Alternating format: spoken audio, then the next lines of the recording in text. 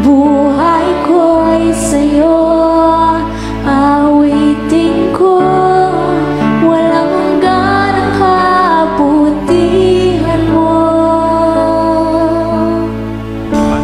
Come on everybody, I would like to invite everyone to attend in our church.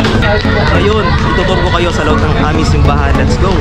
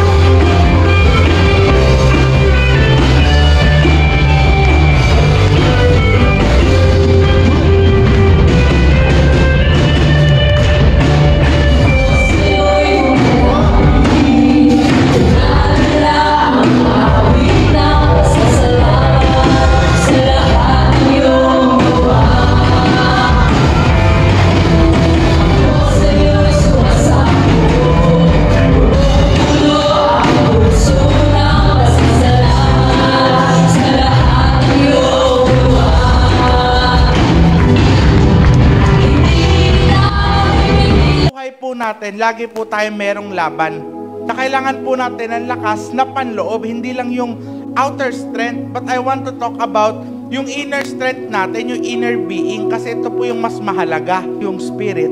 Yan po yung pinagkaiba natin sa mga hindi po nakakakilala sa Lord. Yan po yung pinagkaiba natin as Christians.